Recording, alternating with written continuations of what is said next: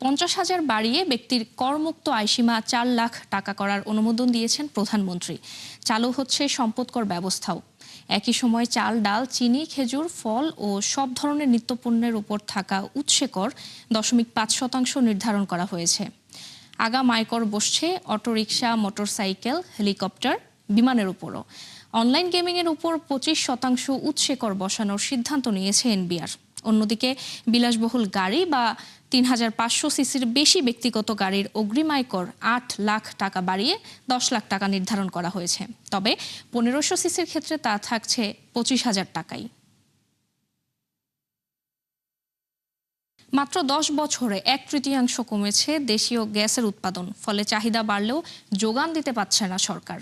উল্টো বড় অংশের নির্ভরতা তৈরি হয়েছে আমদানির ওপর।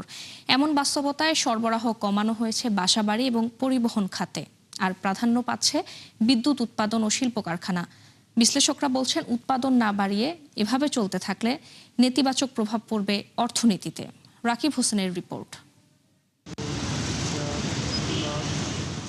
রাজধানীর মহাখালী এলাকার ইউরেকা ফিলিং স্টেশন। গ্যাসের জন্য লম্বা লাইনে যানবাহন চালকরা।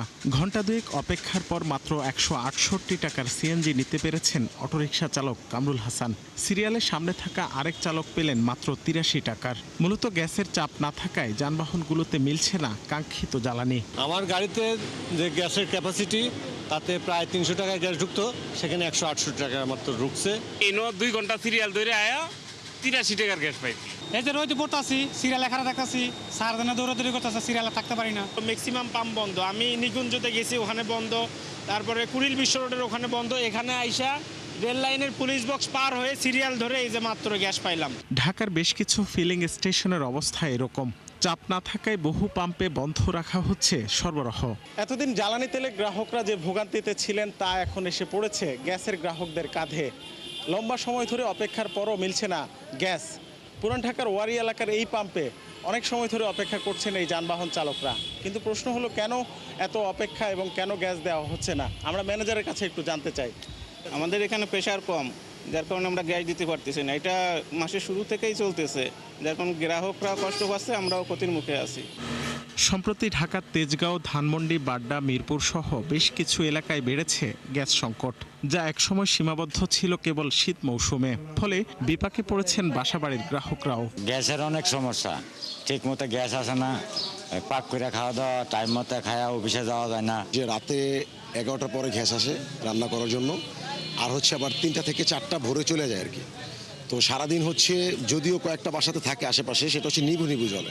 পেট্রোবাংলার তথ্য মতে বর্তমানে সব মিলিয়ে সরবরাহকৃত গ্যাসের পরিমাণ 270 কোটি ঘনফুটের আশপাশে। অথচ 1 দশক আগে কেবল দেশীয় উৎস থেকে দেয়া যেত এই পরিমাণ। কিন্তু এখন তা নেমেছে 2/3, যা পূরণ করতে হচ্ছে আমদানি করে। আর এই কারণে বদলাতে হয়েছে সরবরাহের অগ্রাধিকারও।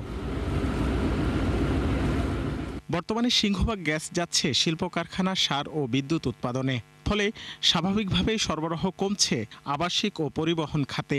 বুয়েটের এই অধ্যাপক বলছেন, বর্তমান প্রেক্ষাপটে গ্যাস দিয়ে বিলাসিতা করার সুযোগ নেই।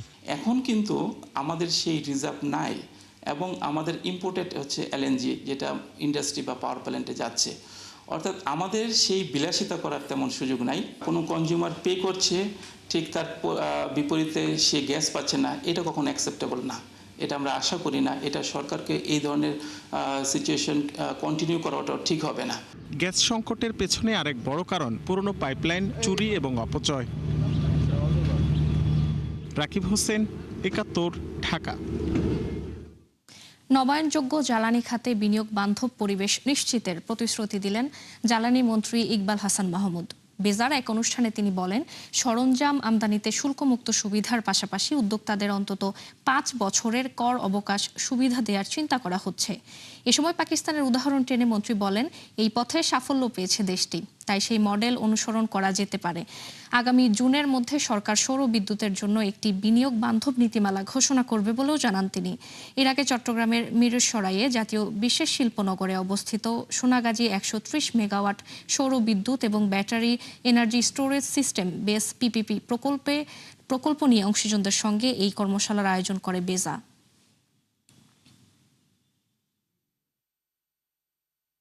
I request all my investors I'm here to give you policy support. You are there to invest. And I also assure that you will get your return. দেশের ব্যাংক খাতে মালিকবিহীন আমানতের পরিমাণ ছাড়িয়েছে 53 কোটি টাকা। অর্থাৎ এসব টাকার কোনো দাবিদার না থাকায় তা জমা হয়েছে বাংলাদেশ ব্যাংকের আনক্লেইমড ডিপোজিট অ্যাকাউন্টে। পরে তা দেয়া হয়েছে সরকারি কোষাগারে।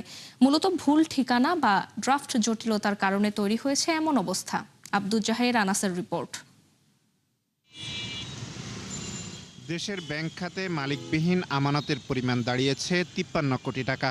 অর্থাৎ এসব টাকার কোনো দাবিদার না থাকায় তা জমা হয়েছে বাংলাদেশ ব্যাংকের আনক্লেমড ডিপোজিট অ্যাকাউন্টে। পরে তা দেওয়া হবে সরকারি কোষাগারে।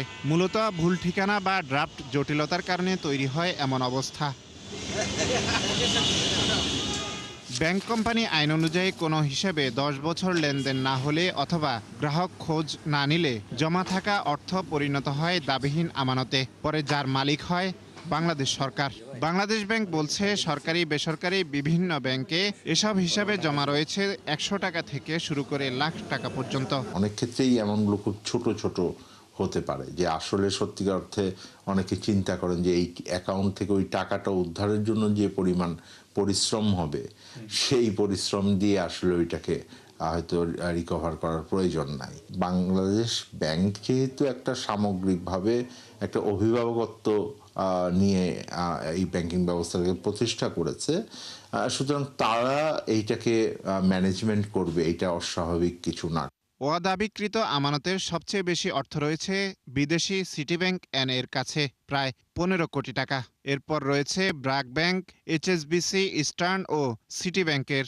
আর ব্র্যাক ব্যাংকের কাছে রয়েছে $87,000 বেশি অদাবিকৃত বৈদেশিক মুদ্রা।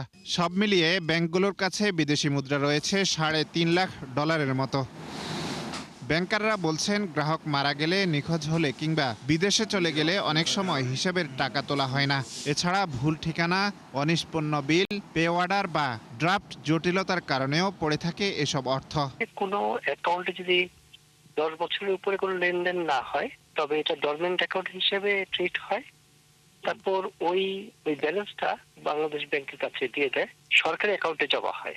এখন তারও পরে মনে করে আরো 10 বছর পর যে গ্রাহক আসলো আমার টাকা দেন, তখন ব্যাংক তাৎক্ষণিকভাবে তার টাকা ভেরিফাই করে তার নিয়ম তার টাকা ফেরত দেয়। তখন বাংলাদেশ ব্যাংকের কাছে ক্লেম করলে বাংলাদেশ ব্যাংক সরকারি অ্যাকাউন্ট থেকে আবার টাকা ব্যাংকে দিয়ে দেয় গ্রাহকের অ্যাকাউন্টে। আইন অনুযায়ী কোনো হিসাব 10 বছর নিষ্ক্রিয় থাকলে গ্রাহকের ঠিকানায় নোটিশ পাঠায় ব্যাংক। এরপর সাড়া না মিললে তা জমা করা হয় বাংলাদেশ ব্যাংকে। দাবিদার খুঁজতে 1 বছর ওয়েবসাইটে তথ্য প্রকাশ করা হয়। পরে আরও 1 বছর পর্যন্ত অর্থ ফেরত নেওয়ার সুযোগ থাকে। আব্দুজ্জাহের আনাস, 71, ঢাকা। স্বজনদের সুবিধা দিতে অপ্রয়োজনীয় প্রকল্প তৈরি করে অর্থনীতিকে ডুবিয়ে বিদায় নিয়েছে আওয়ামী সরকার। অর্থনৈতিক পরামর্শক কমিটির সভায় এমন মন্তব্য করেছেন প্রধানমন্ত্রীর অর্থ ও পরিকল্পনা উপদেষ্টা ডক্টর রাশেদ আল মাহমুদ তিতুমির। এ সময় তিনি বলেন, আওয়ামী আমলে উন্নয়নের নামে রাষ্ট্রীয় অর্থের তসরুপ ছিল নিয়মিত ঘটনা। এতেই ঋণের ভারে জর্জরিত দেশ। তাই ক্ষমতায় এসেই জনগণের টাকার সঠিক ব্যবহারের উপর জোর দিয়েছে বর্তমান সরকার। অহেতুক প্রকল্প না নিয়ে বাস্তবমুখী উন্নয়নে মনোযোগী তারা। এক প্রশ্নের জবাবে উপদেষ্টা বলেন, পদ্মা ব্যারেজ প্রকল্পের স্বপ্নদ্রষ্টা ছিলেন জিয়াউর রহমান। আমাদের মূল লক্ষ্য হচ্ছে যে প্রতিষ্ঠান কাজ করতো না, এই বিষয়ে তো সবাই একমত যে এটা হচ্ছে প্রতিষ্ঠানগুলো কাজ করতো না, নাজিল হতো এবং ঠিক হতো যে পৃষ্ঠপোষকতা কিভাবে চলবে এবং এর মাধ্যমে স্বজন তোষণ কিভাবে হবে। সেই যে গোষ্ঠীতান্ত্রিকতা সেটা কিন্তু সর্বব্যাপী ছিল। 3 মাস ধরে চলা সোনালী ব্রয়লার মুরগির উচ্চ মূল্যের সাথে এবার যোগ হয়েছে ডিমের দাম। মাসের ব্যবধানে 50 টাকা বেড়ে ডজন ছাড়িয়েছে 150 ঘরে। সমান তালে বেড়েছে সবজিসহ বেশিরভাগ নিত্যপণ্যের দামও। ফলে বাজারের ফর্দ ছোট করতে বাধ্য হচ্ছেন ক্রেতারা। আরও জানাচ্ছেন মেজবাহ হাসান। রাজধানীর মোহাম্মদপুরের বাসিন্দা মানসুরা বেগম। অটোরিকশা চালক স্বামীর স্বল্প আয়ে কোনো রকম চলে সংসার। নিত্যদিনের খাবারে জোটে না মাছ মাংস, তাই প্রাণীজ আমিষের চাহিদা মেটাতে একমাত্র ভরসা ডিম। এবার সেখানেও বাদ সাধছে উচ্চ মূল্য। মাহফুজ আলমের মতো মধ্যবিত্তের গল্পটাও প্রায় একই। 1 মাস আগে যে ডিম 100 থেকে 110 টাকা কিনতেন তা এখন কিনতে হচ্ছে 150 টাকায়। ফলে মাসে 3 ডজন ডিমের চাহিদা থাকলেও বাড়তি দামে বাধ্য হচ্ছেন কাটছাটে। এখন তো যা দেখা যাচ্ছে মনে হয় অর্ধেক কাটছাট করতে হবে।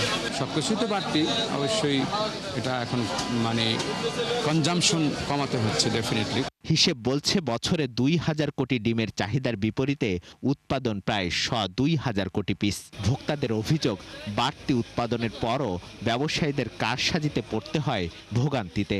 যদিও আবহাওয়াজনিত কারণে উৎপাদন কমে যাওয়ার কথা বলছেন ব্যবসায়ীরা। খাবারিয়ারা কিছু বন্ধ হয়ে গেছে, বৃষ্টি বাদলের দিন তো এই জন্য ডিম আসতে পারে না, এই জন্য দাম বাড়ায় দিচ্ছে। অভাব তো না, কিন্তু আমরা যাদের থেকে আনি তারা দাম বাড়ায় দাম এই আর কি। কিন্তু বাজারে সাপ্লাই প্রচুর, কি কারণে জিনিস বাড়ে দাম এটা আমরাও বুঝি না।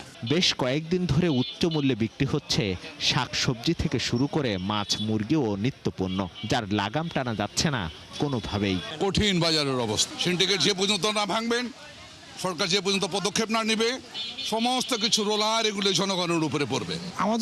আমাদের বই কলম পড়ে আসে যে সরবরাহ বিষয়ের দাম কমে যায়, এখানে উল্টো হয়ে গেল। যে সরকার আসে সেই সরকারই বলে সিন্ডিকেট ভাঙবে, ভাঙতে তো দেখি না ভাইয়া। সবার চিন্তা সবাই করে ভাইয়া, আমাদের মধ্যবিত্ত ফ্যামিলির চিন্তা কেউ করে না। গেল 2 সপ্তাহ আগে ছিল মরিচ হচ্ছে 80 থেকে 100 টাকা, এখন ওই মরিচ হচ্ছে 160 টাকা। আর ইভেন 100 টাকার নিচে কিন্তু কোনো সবজি নেই বাজারে। নিত্যপণ্যের দাম সাধারণের নাগালে রাখতে সরবরাহ ও বাজার ব্যবস্থায় নজর দেওয়ার কথা জানান ক্যাবের সভাপতি। আপনার প্রায়োরিটি সরকারের ক্ষেত্রে যেগুলো দেখছি তাদের প্রায়োরিটি ভিন্ন জায়গায়। এখন সেই জায়গার থেকে যদি আমরা এই জায়গাটাকে সবচেয়ে মানে জনগুরুত্বপূর্ণ হিসেবে যদি আমরা অ্যাড্রেস না করি, তাহলে সামনে কিন্তু আমাদের একটা খুব বড় ধরনের বিপদ আসবে। এপ্রিলে মূল্যস্ফীতি আবারও ছাড়িয়েছে 9% ঘর। সেই হিসেবে টানা 51 মাস ধরেই মজুরি বৃদ্ধির চেয়ে বেশি মূল্যস্ফীতির হার। মিসবাহ হাসান, 71, ঢাকা। আন্তর্জাতিক জলসীমায় নিরাপদ ও বাধাহীন নৌ চলাচল নিশ্চিত করার আহ্বান জানিয়েছেন ভারতের পররাষ্ট্রমন্ত্রী এস জয়শঙ্কর। নয়াদিল্লিতে ব্রিক্স সম্মেলনের উদ্বোধনী অনুষ্ঠানে কথা বলেন তিনি। সম্মেলনে ব্রিক্স সদস্যদের প্রতি যুক্তরাষ্ট্র ও ইসরায়েলের বিরুদ্ধে অবস্থান নিতে আহ্বান জানান আব্বাস আরাকচি। এ সময় তেহরানের বিরুদ্ধে চলমান সামরিক পদক্ষেপকে অবৈধ আগ্রাসন বলে উল্লেখ করেন তিনি। এদিকে ট্রাম্পের চীন সফরের কারণে এবারের সম্মেলনে অংশ নিতে পারেননি চীনের পররাষ্ট্রমন্ত্রী ওয়াং ই। গরুর মাংস আমদানিতে মার্কিন প্রতিষ্ঠানগুলোর রপ্তানি অনুমোদন নবায়ন করে কিছুক্ষণ পর আবার বাতিল করল চীন। এ নিয়ে গেল 1 বছরে 400টিরও বেশি গরুর মাংস প্রক্রিয়াজাত প্রতিষ্ঠানের রপ্তানি অনুমোদন বাতিল করেছে চীনা শুল্ক বিভাগ। যদিও ডোনাল্ড ট্রাম্পের চীন সফরের কয়েক সপ্তাহ আগেই এই নিয়ে বেইজিংয়ের সাথে আলোচনার কথা জানিয়েছিল হোয়াইট হাউস। বৃহস্পতিবার সকালে ট্রাম্প ও শি জিনপিংয়ের বৈঠক চলাকালে শুল্ক বিভাগের ওয়েবসাইটে মার্কিন প্রতিষ্ঠানগুলোর নিবন্ধন কার্যকর হিসেবে দেখা যায়। তবে কিছুক্ষণ পরেই তা আবার মেয়াদোত্তীর্ণ দেখায়। চীনের শুল্ক বিভাগকে এই বিষয়ে তলব করা হলেও কোনো উত্তর পাওয়া যায়নি। দর্শক, 71 বিজনেসে এই ছিল এখনকার মতো। সরাসরি সংবাদ অনুষ্ঠান দেখতে চোখ রাখুন 71-এর ফেসবুক পেজ এবং সাবস্ক্রাইব করুন 71-এর ইউটিউব চ্যানেল। 71-এর সাথেই থাকুন।